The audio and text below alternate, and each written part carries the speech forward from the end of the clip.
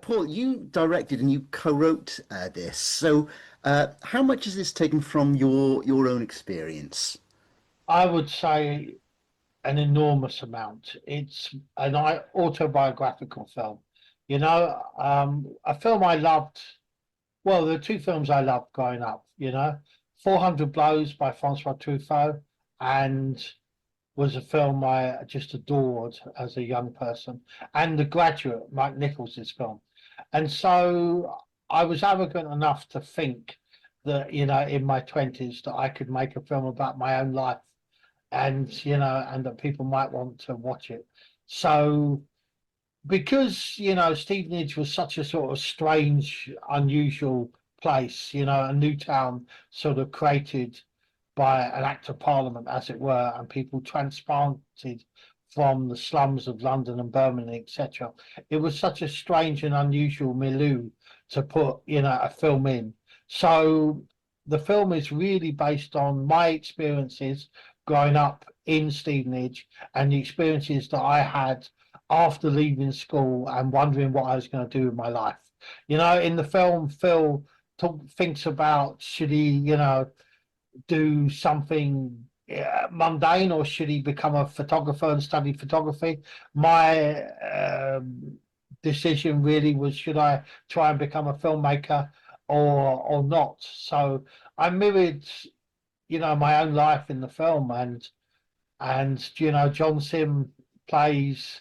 In fact, one thing I didn't realize is I just thought I changed the name from Paul to Phil until a couple of years later, someone pointed out to me that Phil is P Hill, Yeah. i.e. Paul Hills. But that was subconscious. I just, changed it from Paul to Phil. But I've never thought that.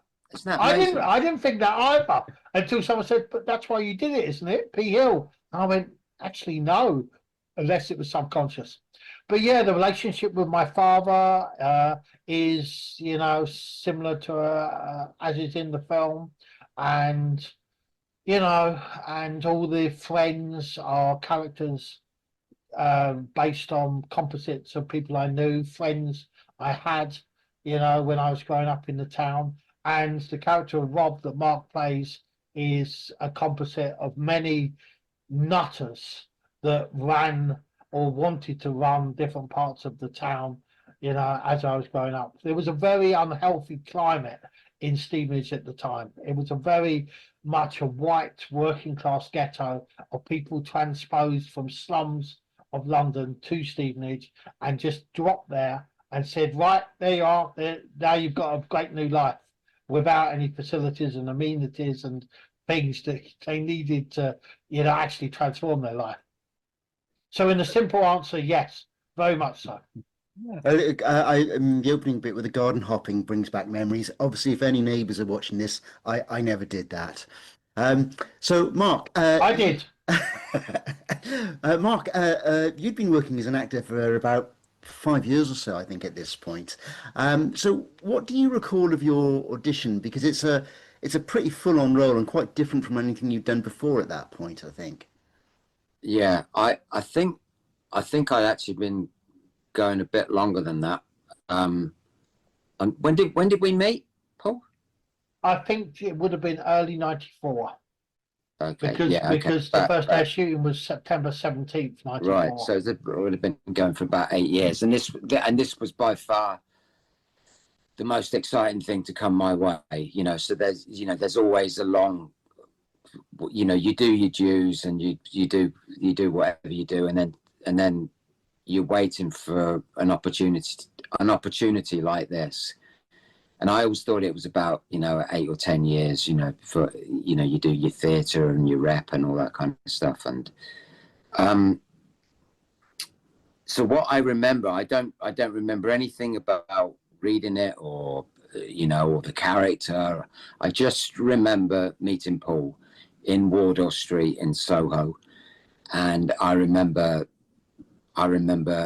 looking at him and just thinking, like the fireworks were going off. I remember that's what I said. It was like there was fireworks going off just when I looked at him, and and I suppose it was, you know, we were young, and I suppose it was like a lot of chaos. I saw a lot of potential chaos, which I was Yeah, absolutely right about.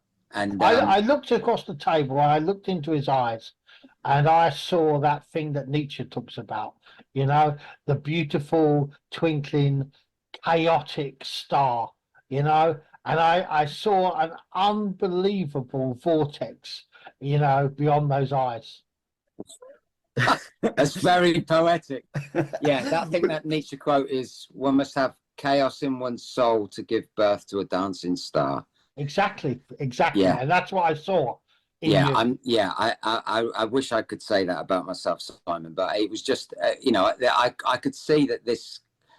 I was looking at a very, very passionate person, and something within Paul linked within me, and more than anybody else, certainly at that time, and maybe even since, if I'm really honest, I thought, okay, something's going on here, and from that, Paul cast me, and I mean, I would have probably not looked that dissimilar to now, but 30 years younger. But you know, I had probably like longer hair, and it was probably blonder and stuff. And then Paul messaged me and said, you know, I want you to cut all your hair off.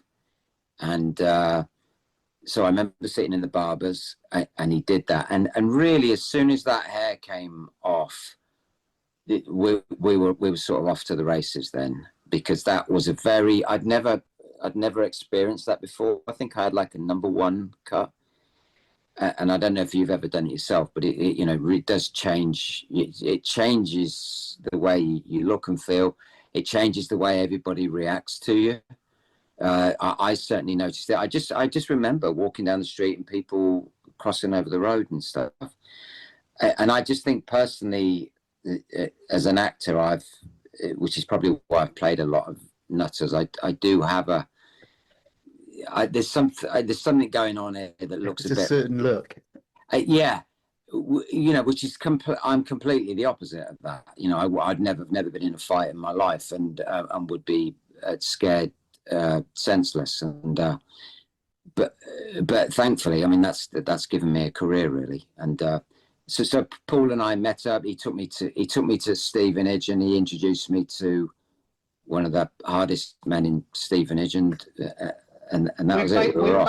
We played pool with him, and I cast him in the film. I just wanted Mark to meet him because that was the kind of character that Mark's character Rob aspired to become. So I cast Ricky in the film, and he protected our film while we were making it in Stevenage, and in fact we were embraced by him and his associates far more than we were embraced by Stevenage Borough Council, who really didn't want us to make the film in Stevenage, Yeah. and in fact would try to clean up every exterior location that we were filming in before we actually got there.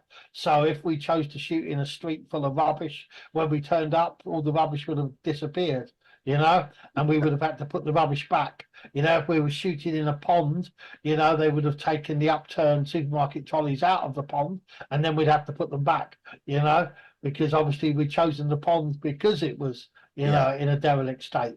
That game was constant throughout the film. So, having rewatched the film, 30 years after it came out, the thing that struck me, one of the things that struck me was what a absolutely fantastic soundtrack you've got on there. You've got Oasis, Primal Scream, Damned, Joy Division. For a low budget film, the music licensing must have eaten up a massive part of your budget. It did eat up a massive part of the post-production budget, but the film in itself was made for £150,000. That's all we had. And, you know, pretty much no one was paid. Everyone did it on a deferment. And, you know, we made the film with a lot of passion. All of us were extremely motivated with passion to tell this story and to do, you know, a great, you know, work of art. That's what we wanted to tell a story truthfully. And we were highly motivated by it. But in terms of the music, basically, I think to a certain extent, we lucked in. I had a very good music supervisor, a guy called Steve Lindsay, and the post-production of the film, because we ran out of money, took a couple of years. And so Steve Lindsay had a very long time to keep on negotiating with these people and to keep on, you know, bringing down the costs. And then we got a deal with Zomba to do the soundtrack album, and then part of the deal was that they would own the rights to the soundtrack album, and we would then be able to pay less for the music licenses. But many of these licenses needed the individuals who owned the publishing to agree to the songs being featured in the film. And so with the Velvet Underground song European Sun, this was incredibly labyrinthine, getting, you know, for instance, Sterling Morrison to agree, you know, to let us use European Sun in the film. You know, I think John Cale and Lou Reed was quite quick, but Sterling Morrison took a long time. And with the Oasis track, wow, that was an absolute story. The Oasis track is in the film because when we were in rehearsals, one day, John Sim, who was a big Oasis fan at that time, and I think at that time believed that they were the best band in the world, or maybe it was the Stone Roses. But anyway, he came in one Probably day. the Beatles. Yeah, I think he thinks the Beatles are the best band in The the whole Beatles. world. Now, I told him the best band ever was the Clash, and he didn't Right. believe me until 20 years later. And he texted me 20 years later, and he said, "I now understand what you mean about the Clash. They are the best band in the world." But I don't. But anyway, that's another story. So Yeah. he brought in this B-side to an Oasis song and played it to us. Do you want to be a spaceman? And I was like, wow, that is the perfect song.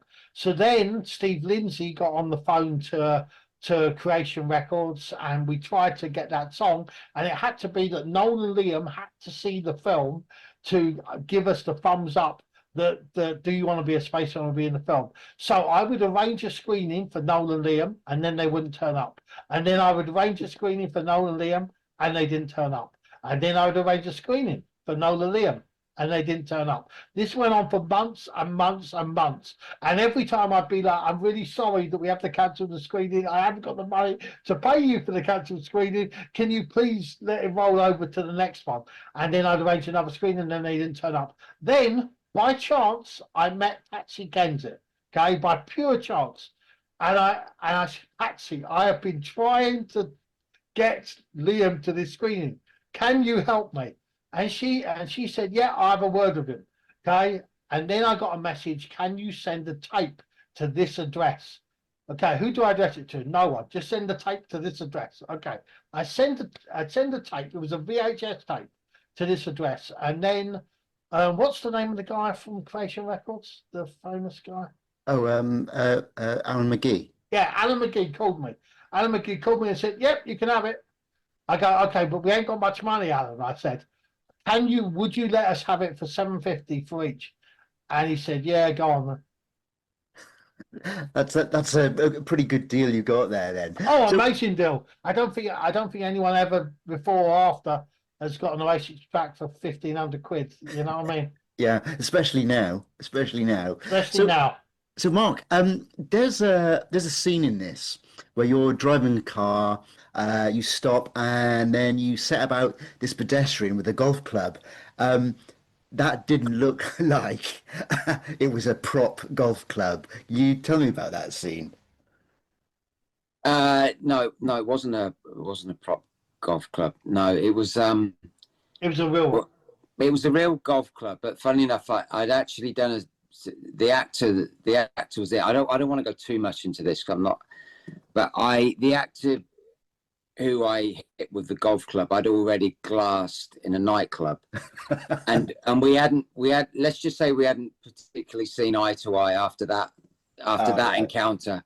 So he wasn't particularly keen on me then hitting him with a golf club. So I always have some. I do have slight regrets with that because I think we padded him up. But I can kind of see that I'm pulling my shots a little bit. Yeah, no. I actually had to have a meeting in McDonald's with the actor before that, And that was the last time I ever went to McDonald's. Okay, because I'm very much against American cultural imperialism. And that really was the worst thing for me, having to go to McDonald's. And then I went to McDonald's. I don't think I ordered anything, although maybe I ordered a coffee, okay, which was terrible, because I gave money to the imperialists. But I had to assure him that he would be padded up, and I had to assure him that his head would not be targeted, and that he would get no injury, and that we would care very much about his health and safety. Because the problem was this, basically, in a very overarching way to explain it, we were such a low budget film. We were making a film with passion and with drive, but what we didn't have is the normal things that you would have on a properly funded, properly resourced film. We didn't have a fight arranger, and that was a terrible thing that I think neither me nor Mark would ever countenance doing again. But we just had the naivety, the stupidity of youth, okay, and we thought that we could, just We cut some corners. we got corners. And you could say that the fight arranger was me and Paul, and, Yeah. and neither of which probably qualified to be fight arrangers. We didn't qualify. Certainly me, but I would say Paul's way more qualified to be a fight arranger. But that was a learning curve for me, because that was something I was unhappy about. That I was unhappy that he was, in retrospect with the years, you'd never want to put somebody in that position where they thought, where they were worried, for their safety. But we were young, and that's a learning curve. And I learned that on that. I learned quite a few things on this job. I learned that, and I also, the other thing I remember learning was never do anything in rehearsal. Do it when they're actually filming it. There's no point being good in rehearsal. You want to be good when there's some film in the camera. So I remember learning that lesson very well as well. But Paul talked about passion. I mean, if I had to describe Paul, it would be he's one of the most passionate people, and he's fearless, and he's so driven, and he will, the old thing of the hare and the tortoise, he will get there if it takes years and years and years. Like this took 2 years to do this 4K. This restoration was 2 years work, me going through every frame in the film, and repairing any damage and removing any white sparkle. There are 151,200 frames in the film, and I've seen each one individually. Okay, it's been a labor of love. I mean, making the film originally was a labor of love for all of us, but doing this restoration very much was a labor of love. I just wanted there to be a definitive, version of the film, and I put a lot of my own resources and time and energy into creating this definitive version, which is the most beautiful and immaculate version of the film that's ever been seen. So for both of you, I mean, you've said that this is a low budget film, but for both of you, what was the most difficult scene for you to shoot or to achieve? Wow, interesting. Yeah. I mean, okay, the nightclub scene I remember was a really difficult day, because we only had a definitive amount of time, and getting extras, which we couldn't pay, was a nightmare. So for me, the most difficult scene was the nightclub scene, which is 7.5 minutes long.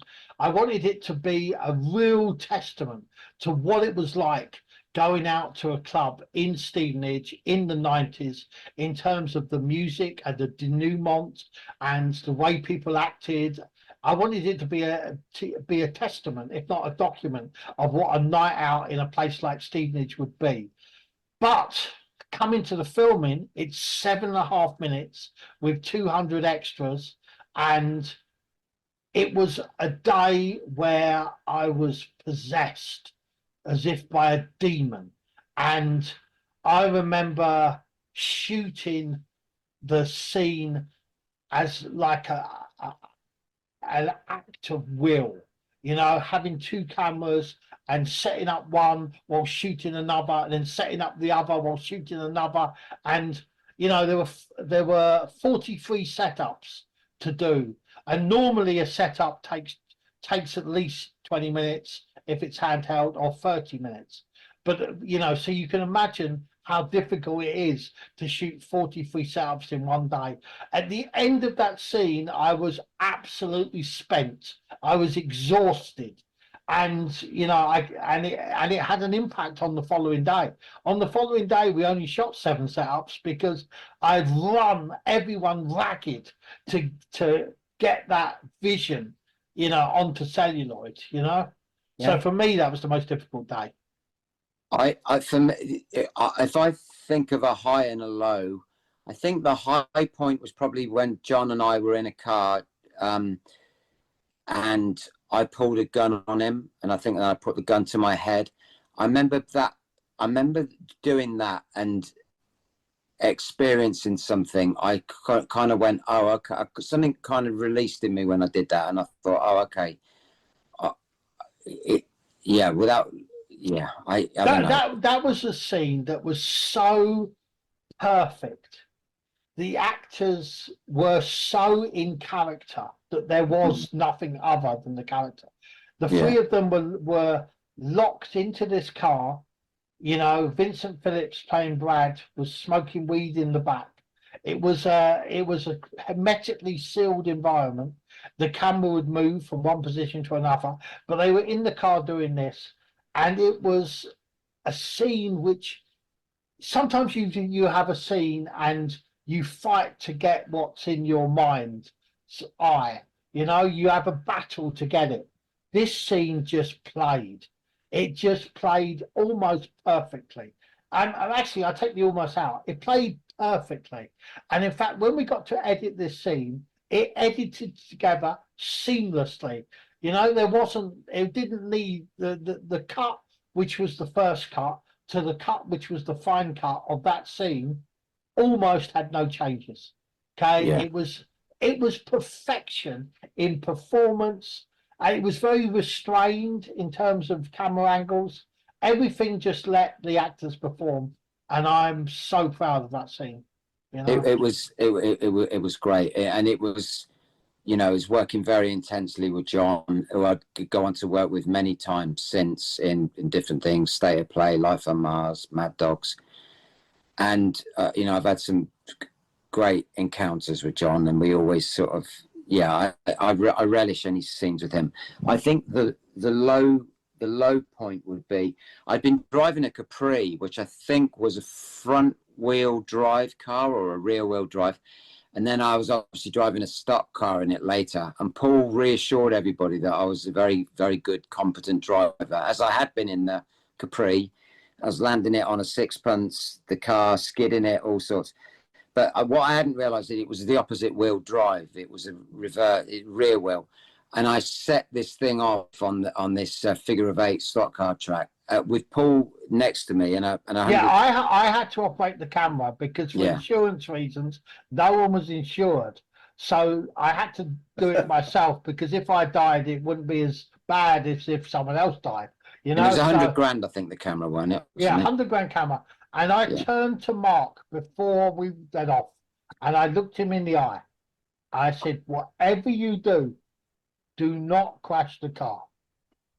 So I set off, and I tanked it round. I tanked it on the midsection, and then took the corner, and it was the opposite wheel drive, and I put it straight into the wall.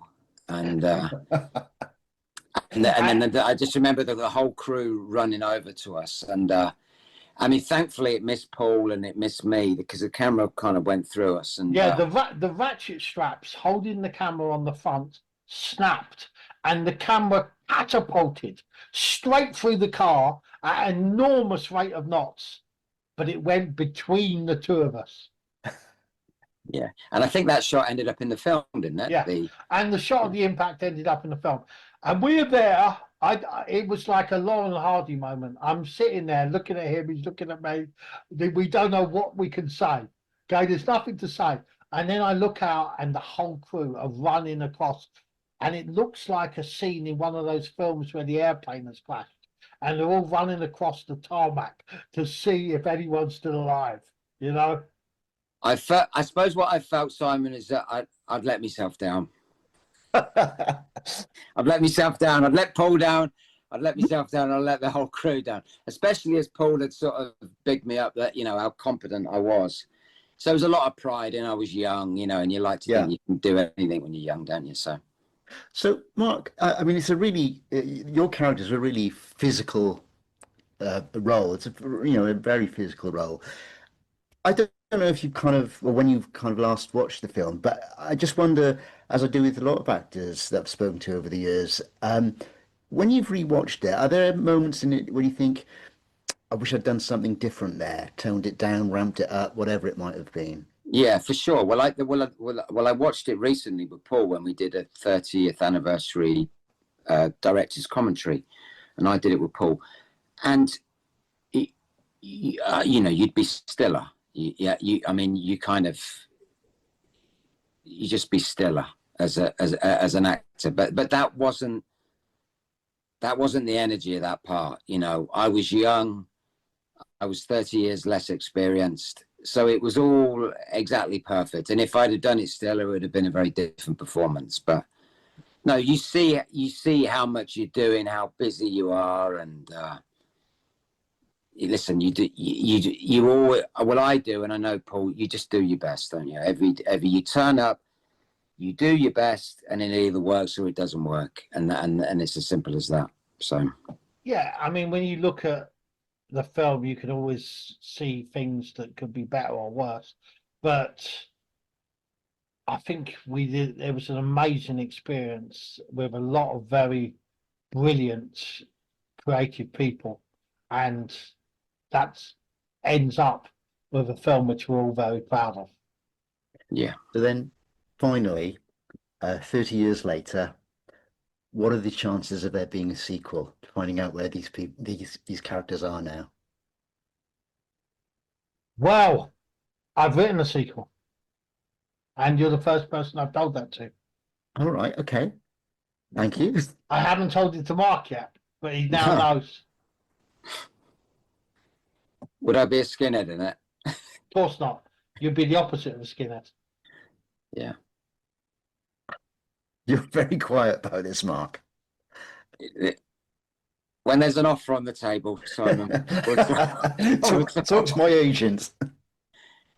Yeah. No, I've worked with Paul loads since. I mean, I've been in a lot of Paul's projects ever since. We haven't worked together recently for quite a long time, but must be at least 15 years, mustn't it, since we last, probably like yeah, it'd be Do Elephants Pray. Do Elephants Pray, yeah. Yeah, which I think was 2010. Yeah, 15 years. Wow. But Paul's one of my best friends. You know, it was the start of some lifelong friendships. Paul, John, Andy Lincoln. Paul should be directing more films. So there you go. You know, and he would have been in his 20s when we all met, but he seemed like he was years ahead of us, like this adult, you know, and we were just like kids rocking around, and we were all kind of the same age, but he was directing a film, you know, he'd written and directed a film. He was doing it. He wasn't talking about it. He was doing it. He was walking the walk. And, but it's an incredibly difficult business. And, but there's no doubt about it. Paul should be, he should be directing more films, and I would love to be in them. So there you go. Yeah, I mean, for a long time I was making a film every 5 years, and then every 7 years. You know, it's hard to make a film. What the hardest thing is to get the funding. That's the thing, Simon. It's the funding. You know. Yeah. I'd make a film every 2 years if it wasn't for the funding. You know, I mean, this film is a very independent film, and pretty much all the films I've made have been very much independent films. And the problem is getting the funding. That's the problem. So, Paul, Mark, thank you both very much. Look forward to hopefully a sequel in not too distant future. Thank you. Thank Nice you. to meet you, Simon.